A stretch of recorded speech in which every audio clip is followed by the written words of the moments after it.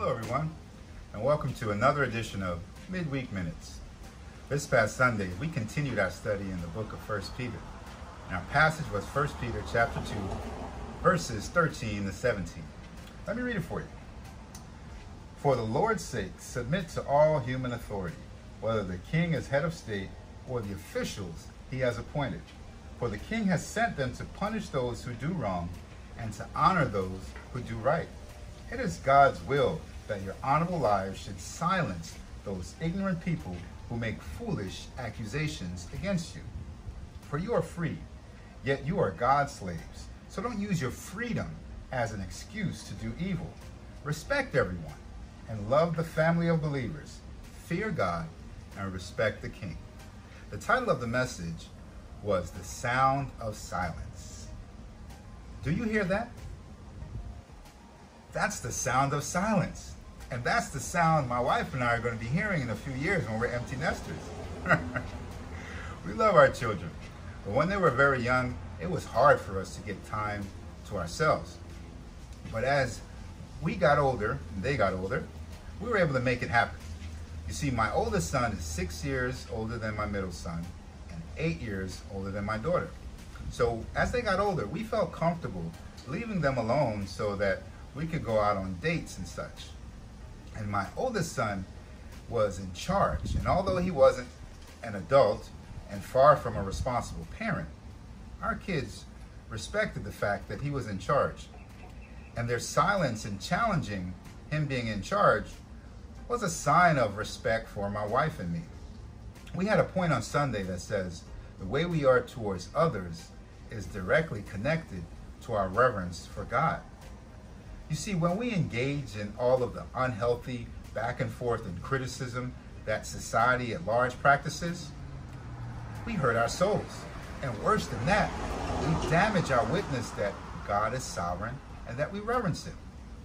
Yeah, we're free to speak up against what we believe is wrong, but we shouldn't use our freedom, as the passage says, as an excuse to do evil.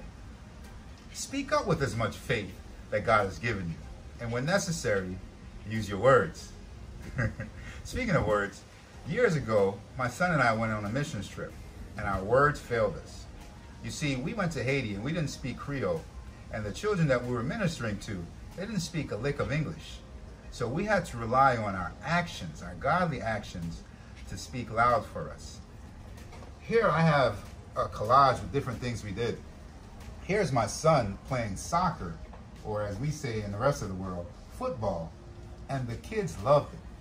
Although we couldn't communicate verbally, we're able to communicate through our actions, through sharing smiles, and just being in one another's presence.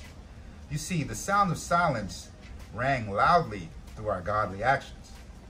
I have something for you. I'm here in the lab, and I want to present this. This is called The Sound of Silence. This is a poem that I have penned.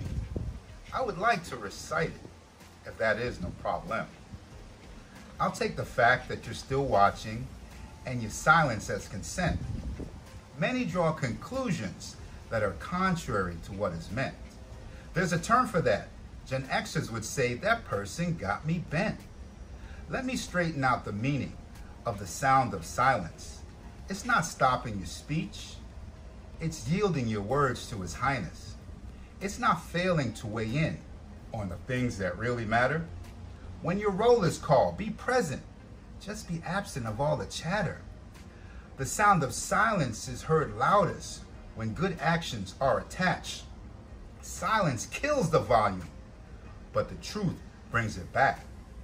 Back to my concluded illusion of your blessing on my intrusion. Many add diluted confusion, cause their words serve as a fuse and burn bridges, cause hitches, speak words too big for their britches, leave stitches from dialogue ditches, making pitches that are low.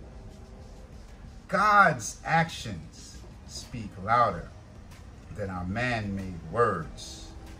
The word silence may be a noun, but the sound of silence is a verb. You heard? Thank you for joining me for another edition of Midweek Minutes. I hope to see you again next time. Goodbye for now.